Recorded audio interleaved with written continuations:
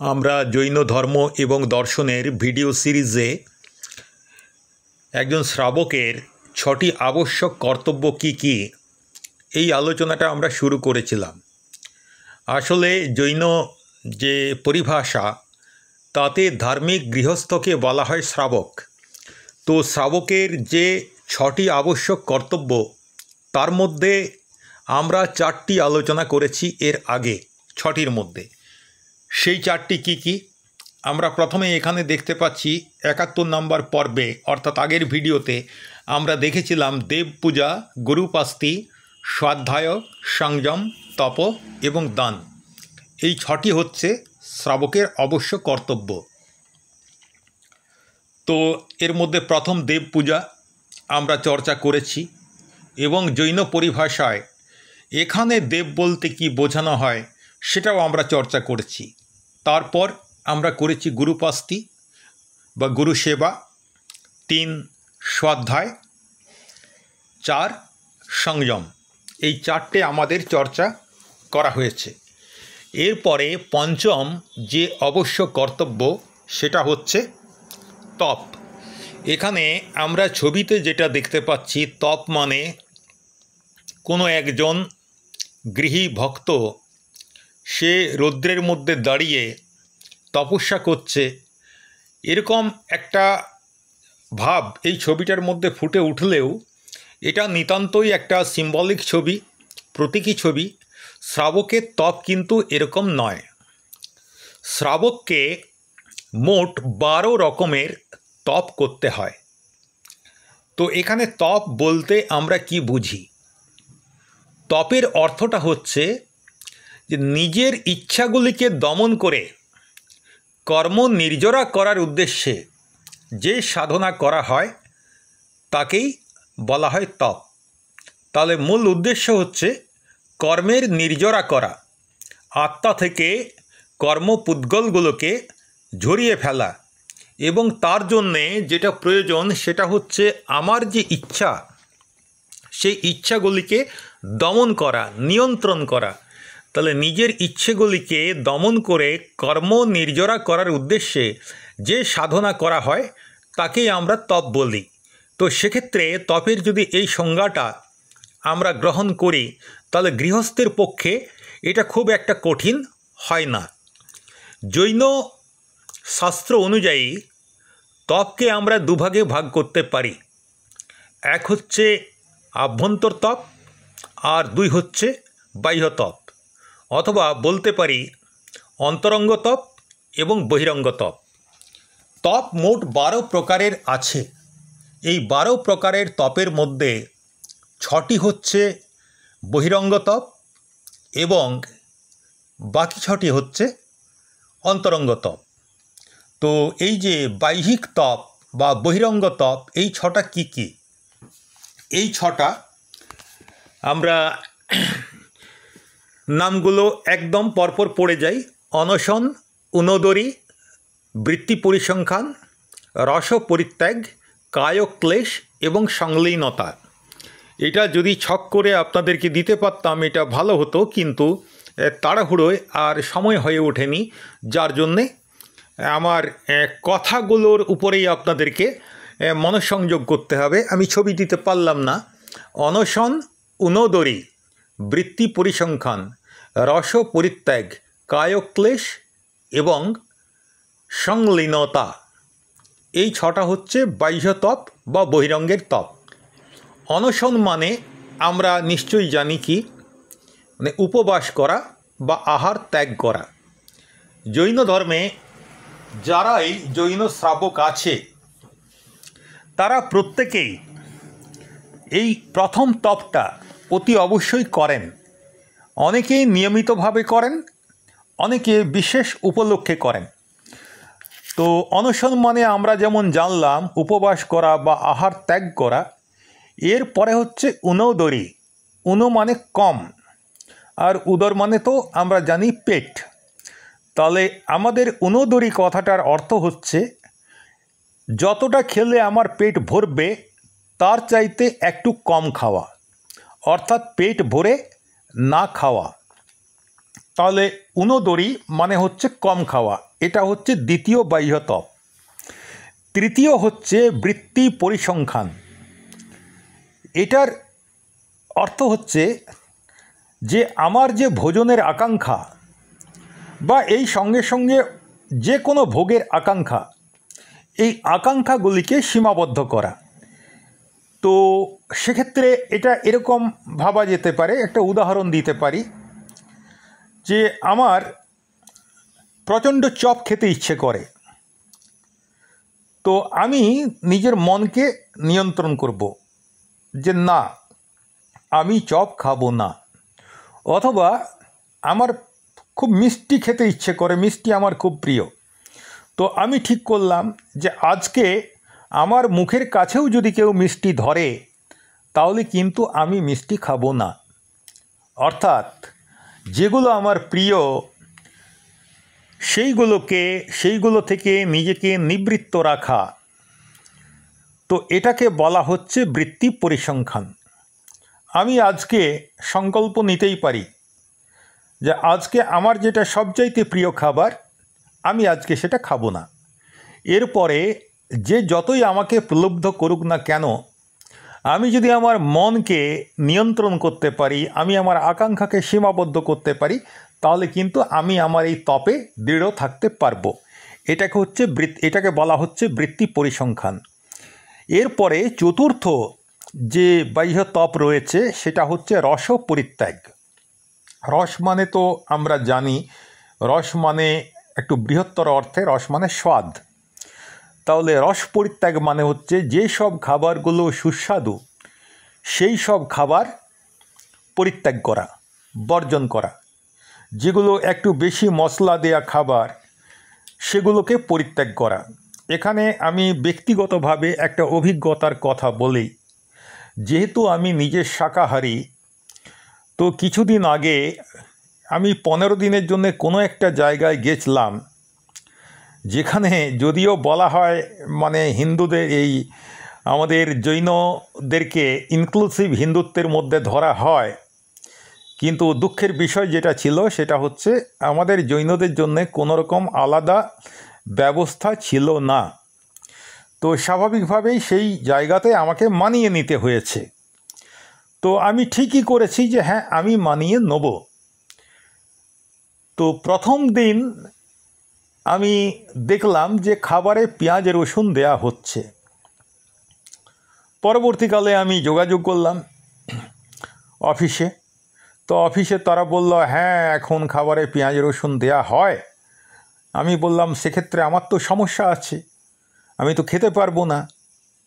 তো তখন ওখান থেকে যেটা বলা হলো যে একটা মেডিকেল সবজি নামে আমাদের একটা সবজি হয় যারা অসুস্থ তাদের জন্যে, আর যারা একেবারে পিওর মানে পুরোপুরি শাকাহারী, মানে পেঁয়াজ রসুন পর্যন্ত খায় না, তো তাদের জন্যে একটা ব্যবস্থা করা হয়েছে। এই যে তরকারিটা মেডিকেল তরকারি, এতে আপনি কোনো টেস্ট পাবেন না, তো কিন্তু আপনি খেতে পারেন, কারণ ওটা একেবারেই পেঁয়াজ রসুনের সঙ্গে কোনো সম্পর্ক থাকে না। তো আমি 15 দিন ওটা খেয়েছি, যে 15 দিন ওখানে ছিলাম। আমার একই সারিতে আমরা বসছি, একই সঙ্গে বসছি, আমার আশেপাশে অনেকেই সুস্বাদু মানে যে খাবারগুলো খাচ্ছেন নিশ্চিতভাবেই তাদের মধ্যে স্বাদ আছে, ডাল হোক তরকারি হোক। আর আমরা 4-5 জন যারা এইসব একেবারেই খাই না, তো আমরা 4-5 জন কিন্তু ওই যে সো কল্ড মেডিকেল তরকারি, তো সেই মেডিকেল তরকারি দিয়েই আমরা খেয়েছি এবং তৃপ্তি করে খেয়েছি। ঘরে হলে হয়তো সেটা দুবার ভাবতাম যে এরকম বিস্বাদ তরকারি মানে স্বাদহীন তরকারি খাবো কি না, কিন্তু আমার তখনই মনে পড়ে গেল যে বিষয়টা রস পরিত্যাগ নামে যে তপটা রয়েছে সেই তপের সুযোগ আমি পেয়েছি, অতএব এই সুযোগ আমি হেলায় হারাবো না। সেই কারণে আমি সেই 15 দিনই সেটা খেলাম। তো এই যে এই সুস্বাদু আহারকে বর্জন করা, এটাকে বলা হচ্ছে রস পরিত্যাগ। এখানে একটা প্রশ্ন আসবে যে তাহলে কি আমি দায়ে পড়ে খেয়েছি? বিষয়টা না। আমি ইচ্ছে করলেই সেখানে এমনি খাবার খেতে পারতাম যেটা সবাই খাচ্ছে, তার মধ্যে পেঁয়াজ রসুন আছে। আমি কি খাচ্ছি না খাচ্ছি কেউ দেখতেও আসতো না। এবং আমি যে ওদের থেকে একটু আলাদা, আমি অন্য ধর্মের অনুসারী, অন্য পন্থের অনুসারী, এটা ওখানে কেউ জানতেও না, মানে জানতেনও না। আমি যদি না জানাতাম, স্বাভাবিকভাবে আমার সুযোগ ছিল। কিন্তু সুযোগ থাকা সত্ত্বেও যখন আমি আমার সংকল্পে অটল থাকবো, সেটাই হচ্ছে তপ। তো রস পরিত্যাগ, এই তপটা বলতে গিয়ে একটা ব্যক্তিগত অভিজ্ঞতা আপনাদের সামনে আমি শেয়ার করলাম। রস পরিত্যাগ হচ্ছে সুস্বাদু বা মশলাযুক্ত খাদ্য বর্জন করা। এটা মহিলাদেরকে আমি একটু বেশি করে বলবো যে আপনারা যখনই বাজারে বেরোন, ফুচকার স্টলগুলো আপনাদেরকে কিন্তু ডাকে। তো সেক্ষেত্রে আপনারা এই রস পরিত্যাগ তপের আশ্রয় নিতে পারেন। এরপরে হচ্ছে পঞ্চম যে বাহ্য তপ, পঞ্চম বাহ্য তপ হচ্ছে কায়ক্লেশ। কায়া মানে শরীর, ক্লেশ মানে কষ্ট। তা দেহকে কষ্ট দেয়া, এইটা কিন্তু আমি এর আগে যোগ দিবসের যে ভিডিও, সেখানে আমি এটা বলেছিলাম যে পতঞ্জল যোগের সঙ্গে জৈন যোগের একটাই পার্থক্য আছে, যেখানে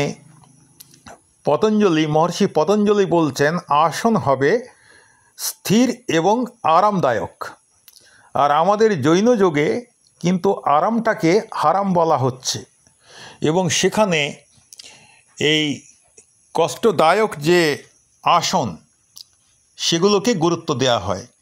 তো এটাকে বলা হচ্ছে কায়ক্লেশ তপ, অর্থাৎ দেহকে কষ্ট দেয়া। যেমন দীর্ঘক্ষণ একভাবে দাঁড়িয়ে থাকা। ভগবান মহাবীর যেটা করেছেন, মানে পুরো সাধনাকালে তিনি দু চোখের পাতা কতটুকু এক করেছিলেন সেটা একদম নগণ্য পরিমাণ। আমরা ভগবান বাহুবলীকে দেখেছি, আমরা ভগবান ঋষভদেবকে দেখেছি, আমাদের তীর্থঙ্কর ভগবানেরা সবাই এভাবে দাঁড়িয়ে কায়োৎসর্গ মুদ্রায় তারা তপ করেন, যাতে শরীরের প্রচণ্ড কষ্ট হয়। কিন্তু যেহেতু তারা ভেদ বিজ্ঞান জানেন, শরীর এবং আমি এই দুটো আলাদা জিনিস, সেই জন্যে শারীরিক কষ্টে তাদের কিচ্ছু এসে যায় না। তো এটা হচ্ছে কায়ক্লেশ। আর এরপরে হচ্ছে ষষ্ঠ যে বাহ্য তপ, সেটা হচ্ছে সংলীনতা।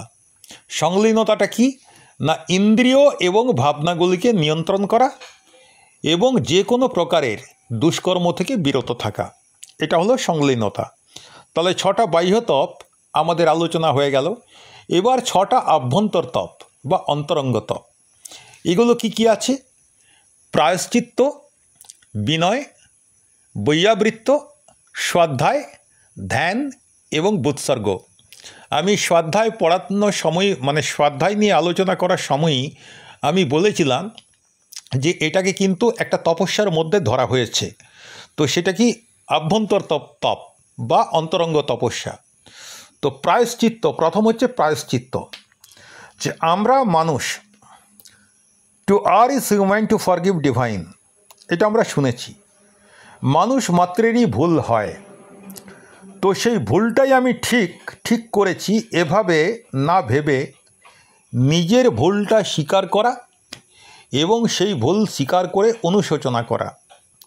না, অন্যের কাছে করার দরকার নেই। আপনার যদি মনে হয় যে অন্যের কাছে ভুল স্বীকার করলে আপনি ছোট হবেন, ছেড়ে দিন। কিন্তু আপনাকে একান্তে এটা স্বীকার করতে হবে। আপনি ঘরে বসে, আসনে বসে আপনি আজ সারাদিন কি ভুল করেছেন সেইগুলো আপনি ভাবুন, এবং ভাবার পরে তার জন্য অনুশোচনা করুন যে না, এই ভুল করে সত্যি আমি অন্যায় করেছি, আমি কিন্তু আর এই ভুলের পুনরাবৃত্তি করব না। এটাকে আমাদের জৈন তপের মধ্যে যে আভ্যন্তর তপ, তার মধ্যে প্রথম তপ বলা হচ্ছে প্রায়শ্চিত্ত। দ্বিতীয় হচ্ছে বিনয়। বিনয় মানে অন্য কিচ্ছু নয়, যারা গুণী এবং যারা আমার গুরুজন, তাদের সঙ্গে নম্র ব্যবহার করা এবং তাদের প্রতি সম্মান প্রদর্শন করা। এরপর 3 নম্বর হচ্ছে বৈয়াবৃত্ত। বৈয়াবৃত্ত হচ্ছে অসুস্থ এবং দুর্বলদের সেবা করা, একে বলা হয় বৈয়াবৃত্ত। আমরা যে গুরুপাস্তি পড়েছি, গুরুর সেবা করা, সেটাও কিন্তু বৈয়াবৃত্তর মধ্যেই পড়ে, মানে ওটাও এক ধরনের বৈয়াবৃত্ত। কিন্তু এখানে বৈয়াবৃত্ত মানে গুরুত্ব দেওয়া হচ্ছে অসুস্থ, দুর্বল, সে যে কোনো জীব হতে পারে, শুধু মানুষ হতে হবে তার কোনো মানে নেই। অবলা প্রাণীদেরকেও আমরা সেবা করতে পারি, সেটা হচ্ছে আমাদের তৃতীয় অন্তরঙ্গত বৈয়াবৃত্ত। চতুর্থ হচ্ছে স্বাধ্যায়, এটা নিয়ে বিস্তারিত আলোচনা করেছি, কাজে আলোচনা করার এটা প্রয়োজন নেই। আর তারপরে হচ্ছে পঞ্চম ধ্যান। ধ্যান হচ্ছে মনকে একাগ্র করে আত্মতত্ত্বে চিন্তন করা, যে আমি যে আত্মা, আমি তো শরীর নই, এই আত্মার স্বরূপে নিজের মনকে একাগ্র করা, এটাই হচ্ছে ধ্যান। আর ষষ্ঠ যে অন্তরঙ্গ তপ, সেটা হচ্ছে ব্যুৎসর্গ। ব্যুৎসর্গের মানে হচ্ছে শরীর এবং সাংসারিক যাবতীয় বিষয়ের থেকে আসক্তি ত্যাগ করা। তাহলে এই 12টি তপ আমাদের জৈন ধর্মে আত্মশুদ্ধি এবং কর্মক্ষয়ের জন্য অত্যন্ত গুরুত্বপূর্ণ। আর এই তপগুলো করার সময় আমাকে যথাসাধ্য করতে হবে, অর্থাৎ নিজের শক্তিকে গোপন না রেখে আমার যতটা সম্ভব ততটাই আমাকে করতে হবে।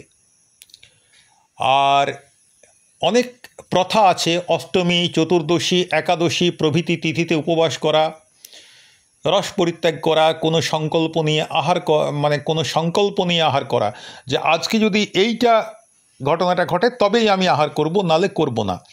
এটা আচার্য জ্ঞানসাগরজি অনেকবার এরকম করতেন। আর দিনের কিছু সময় ধরে 4 প্রকারের আহার আমরা ত্যাগ করব, চর্ব চস্য লেহ্য পেয় 4 প্রকারের আহারই ত্যাগ করব দিনে কিছু সময়ের জন্যে। এগুলো সবই এই তপের অন্তর্ভুক্ত হচ্ছে। এবারে প্রত্যেকটা তপেরই অতিচার আমরা আলোচনা করেছি, এখানে এই তপেরও অতিচার আলোচনা করব। মানে শ্রাবকের যে ষট আবশ্যক, তার মধ্যে প্রত্যেকটা আবশ্যক কর্তব্যেরই অতিচার বা ভ্রান্তি আমরা যে চর্চা করেছি, এখানে তপেরও সেই ভ্রান্তি আমরা অতিচার আলোচনা করব। যেমন তপ করার সময়, তপ করার বিনিময়ে ভোগ বাসনার আকাঙ্ক্ষা করা, এটা হচ্ছে তপের একটা বড় অতিচার। আমরা বিভিন্ন পুরাণে পড়েছি যে দানবেরা, তারা একটা বিশেষ উদ্দেশ্য নিয়ে তারা ভগবান শিবের তপস্যা করত। তো তপস্যায় শিব সন্তুষ্ট হয়ে তাদেরকে বর দিত, কিন্তু শেষ পর্যন্ত আমরা কি দেখেছি, সেই বরও কিন্তু তাদেরকে বাঁচাতে পারত না, তাদের ধ্বংস অনিবার্য ছিল। হিরণ্যকশিপু, প্রহ্লাদের পিতা, তিনি এমন বর পেয়েছিলেন যে বর শুনলে পরেই মনে হবে যে হিরণ্যকশিপু অমর হয়ে গেল। কিন্তু সেখানে নৃসিংহ অবতার, তার মধ্যেও বরের সমস্ত শর্ত মেনেও কিন্তু হিরণ্যকশিপুকে হত্যা করেছিলেন, বধ করেছিলেন। তো সেই কারণে কোনো ভোগ বাসনা নিয়ে তপ করলে তার ফল ভালো হয় না। অতএব তপ করার সময় কোনো ভোগ বাসনার আকাঙ্ক্ষা করা চলবে না। আচ্ছা, তপ করার সময় দ্বিতীয় যেটা অতিচার, সেটা হচ্ছে আমাদের দুর্বলতা আসতে পারে। আমি উপবাস আজকে করছি, তো এটা একটা তপ। তো উপবাস করলে শারীরিক দুর্বলতা আসাটা খুব স্বাভাবিক। তো সেই শারীরিক দুর্বলতা আসার ফলে অন্য আবশ্যক কর্মগুলো যদি ভুলে যাই, সেটাও কিন্তু তপের একটা অতিচার, সেই তপ ফল দেবে না। আমার তো স্বাধ্যায় একটা আবশ্যক কর্ম আছে, আমি দিনের কোনো একটা সময় স্বাধ্যায় করি। তো যদি উপবাস করার ফলে আমার শারীরিক এবং মানসিক দুর্বলতা বোধ হয় এবং আমি সেই দুর্বলতা বোধের কারণে আমি যদি স্বাধ্যায় না করি, তাহলে এই তপ আমার কাছে বেকার হয়ে গেল, কোনো ফল দিতে পারবে না। অথবা কোনো সুপাত্র এসেছেন মুনি মহারাজ আমার দরজায়, আর আমি আহার দান করার কথা তাকে, মানে দরজায় এলেই তো শ্রাবকের প্রথম ডিউটি হচ্ছে তাকে নবদা ভক্তি সহকারে আহার দান করা। তো আমার মনে হলো আমি শারীরিকভাবে দুর্বল, মানসিকভাবে দুর্বল, ঠিক আছে আজকে আর আহার দান করবো না, কালকে করব। তো সেক্ষেত্রে এই যে অন্য আবশ্যক কর্মগুলো না করা বা ভুলে যাওয়া, এটা হচ্ছে দ্বিতীয় অতিচার। আর তপ করতে গিয়ে ক্লান্ত হয়ে পড়ে উৎসাহহীন হয়ে পড়া, দূর এসব আর কে করে, পাচ্ছি না, ফালতু কষ্ট হচ্ছে, আর করব না, এই যে উৎসাহহীন হয়ে পড়া, এটাও তপের একটা অতিচার। আর তারপরে এরকম একটা অতিচার আছে, আমি সারা জীবন তপ করলাম, বার্ধক্যে এসে ভাবলাম যে দূর সারা জীবনটা তপ করে আমি কি করলাম, বেকার কষ্ট করলাম। এই ভাবনাটা যদি আমার মনে আসে তাহলে সারা জীবন যা তপ করেছি সেই তপের ফল আমি পাবো না, এটা একটা তপের অতিচার। আর আরেকটা ভয়ঙ্কর অতিচার আছে, সেটা হচ্ছে অহংকার। সম্প্রতি একজন মানুষের সঙ্গে আমার পরিচয় হয়েছে, কয়েক মাস হলো, তো তার মধ্যে আমি এই জিনিসটা দেখেছি। উনি যে তপস্যা করেন সেই তপস্যার জন্য ওনার একটা বিরাট অহংকার আছে। কতটা তপস্যা করেন আমি জানি না, কারণ আমি তো তাকে 24 ঘন্টা দেখছি না, কিন্তু আমি একটা অনেক বড় তপস্বী, এই ধরনের ভাবনা তার মধ্যে আছে। তো স্বাভাবিকভাবেই তাকে না বললেও আমি এটা, আমার যেটুকু শাস্ত্র জ্ঞান তাতে আমি জেনেছি তার তপ কখনো ফল দিতে পারে না, কারণ তপ করে অহংকার করা এটা হচ্ছে তপের একটা অন্যতম অতিচার। এরপরে ষষ্ঠ হচ্ছে দান। আমাদের ষষ্ঠ আবশ্যক কর্তব্য, শেষ আবশ্যক কর্তব্য, সেটা হচ্ছে দান। তো দান কাকে বলবো? নিজের উপকারের জন্যে অথবা অন্যের উপকারের জন্য নিজের দ্রব্য ত্যাগ করাকেই দান বলে। আমি কাউকে কিছু দিলাম, এতে হয় আমার উপকার হবে, নয় তার উপকার হবে, অথবা আমার এবং তার উভয়েরই উপকার হবে। তো এই ভাবনা নিয়ে কাউকে কিছু দেয়া, সেটাই হচ্ছে দান। এবারে নিজের উপকার কীরকম হয় না, দান থেকে পুণ্য সঞ্চয় হয়, এটা হচ্ছে নিজের উপকার। আর যাকে দান করা হয় তার কি কি উপকার হয় সেগুলো তো পরে আসছি, কিন্তু সবচাইতে যেটা সুপাত্র দানে সেই পাত্রের যে উপকার হয় সেটা হচ্ছে সম্যক জ্ঞান এবং ধর্মে তার অগ্রগতি হয়, এটা হচ্ছে অপরের উপকার। তো দান সবসময় সৎ পাত্রকে করা উচিত। সৎ পাত্রকে দান করা যায়, কুপাত্রকে দান করা উচিত নয়। এবার সৎ পাত্র কী আর কুপাত্র কী, এই বিষয়টা একটু জানি। সৎ পাত্র হচ্ছে 3 প্রকার। কি কি? সৎ পাত্র 3 প্রকার: উত্তম সৎপাত্র, মধ্যম সৎপাত্র এবং জঘন্য সৎপাত্র। জঘন্য মানে যেটা পরিত্যাজ্য এরকম নয়, বা ঘৃণ্য এরকম নয়। জঘন্য মানে হচ্ছে মানে যেটা পুণ্য দেয় কিন্তু এই 3টের মধ্যে কম পুণ্য দেয়। তো সেটা কি হচ্ছে? উত্তম সৎপাত্রকে না মুনিরাজ, যে কোনো দিগম্বর মুনি হচ্ছেন উত্তম সৎপাত্র। আর যারা শ্বেতাম্বর পরম্পরায় বিশ্বাসী তাদের কাছে শ্বেতাম্বর মুনি হচ্ছেন উত্তম সৎপাত্র, যাকে দান করা উচিত। দ্বিতীয় হচ্ছে মধ্যম। যত সাধ্বী মহারাজরা আছেন, আর্যিকা, এলক, খুল্লক মানে ছুল্লক, ছুল্লিকা এবং ব্রতী শ্রাবক, এরা সবাই হচ্ছেন মধ্যম সৎপাত্র। আর জঘন্য সৎপাত্র হচ্ছেন সাধর্মীজন, মানে আমার নিজের ধর্মের মানুষ, তিনি হচ্ছেন জঘন্য সৎপাত্র। তো এই তিন জায়গায় দান করলে আমার পুণ্য হবে। আর আরেকটা যেটা বলছিলাম, পরের উপকার বলতে গিয়ে যেটা বলছিলাম, যে এ তো উত্তম পাত্রে দান করলে তার যেটা উপকার হয়, সম্যক দর্শন এবং মোক্ষ মার্গে তার অগ্রগতি ঘটে। এর বাইরেও একটা উপকার আছে, তো সেটা কিন্তু একটা অন্য রকমের দান বলা হয় তাকে, সেটা বলা হয় করুণা দান। সেই করুণা দানও পুণ্যকর্মের বন্ধনের কারণ হয়।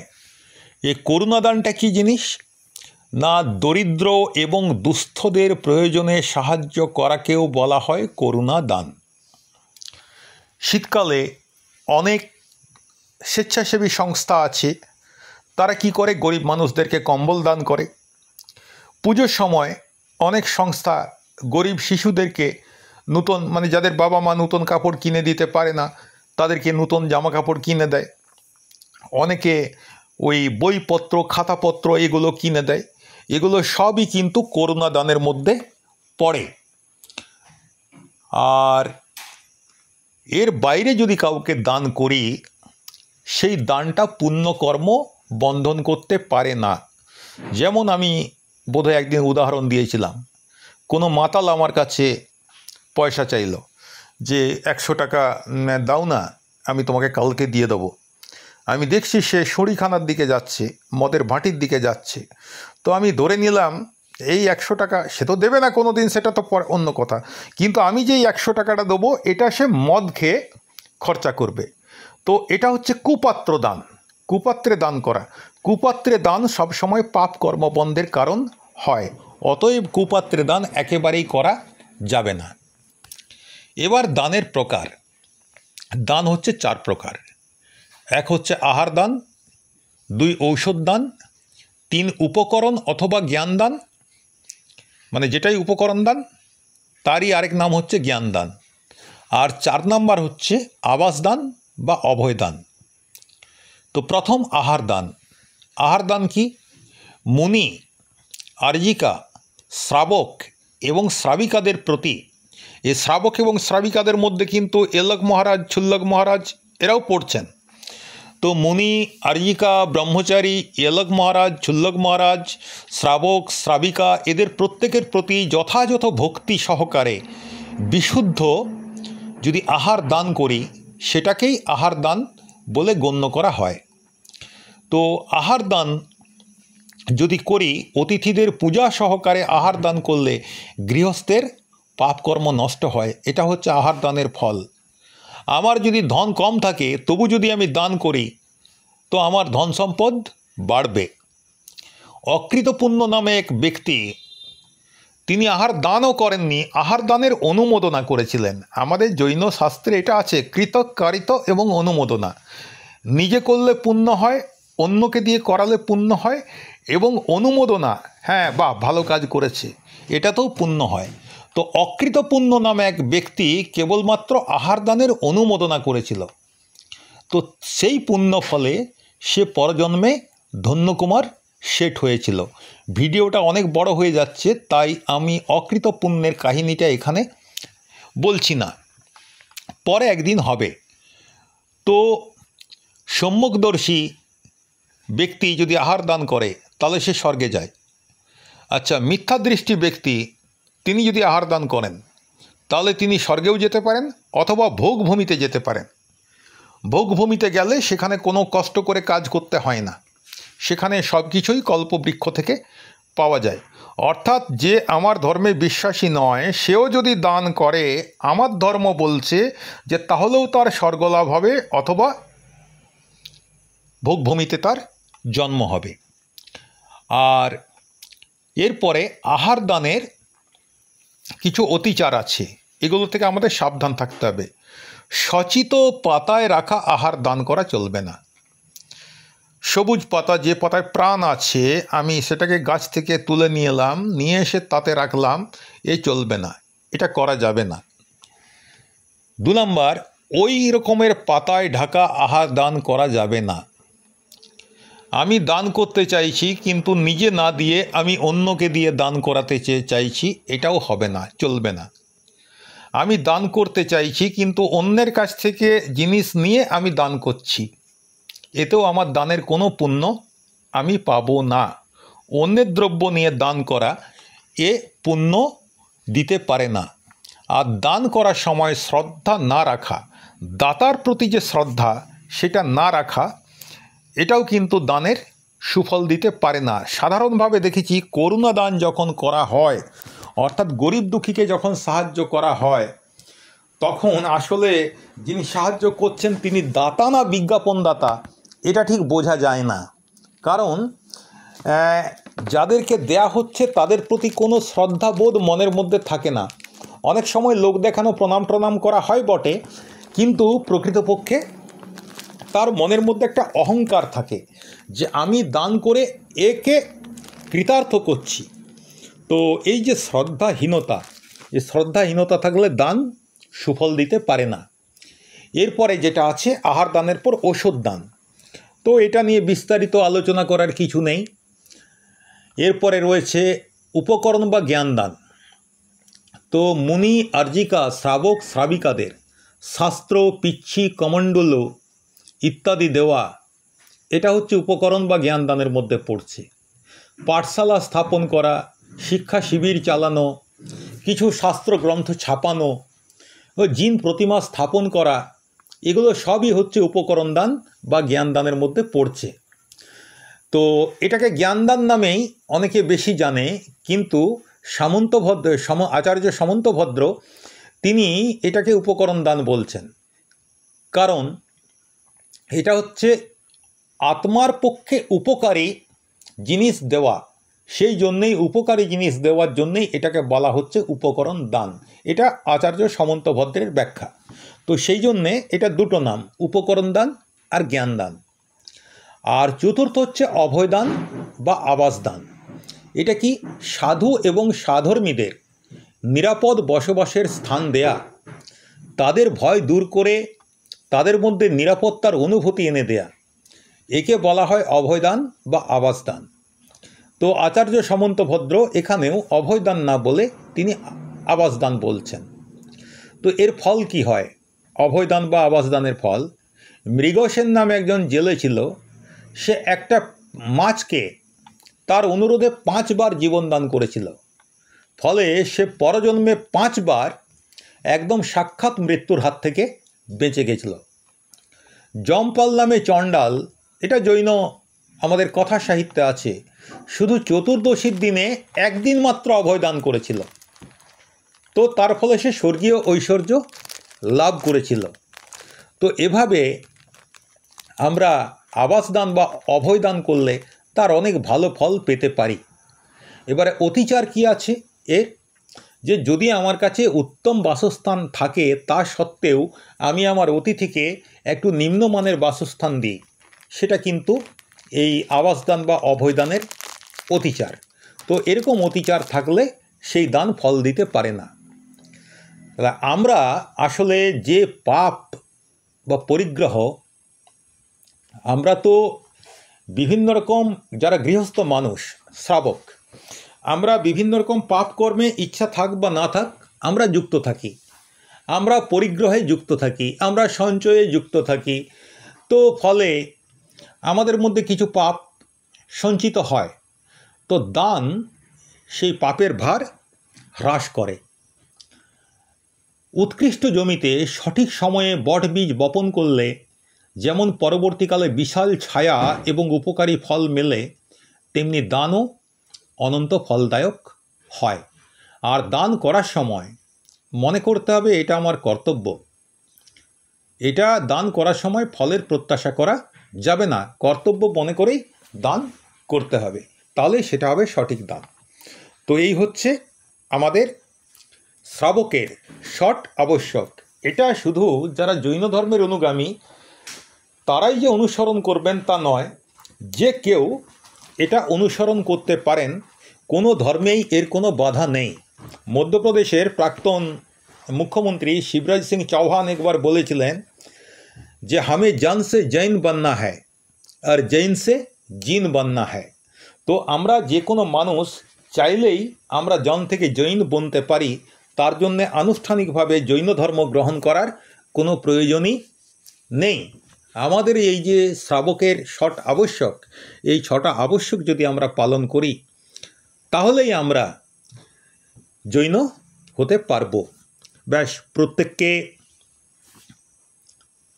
সাদর নমস্কার এবং জয় জিনেন্দ্র জানিয়ে আমার ভিডিও এখানেই শেষ করছি, কারণ ভিডিওটা অনেক বড় হয়ে গেল।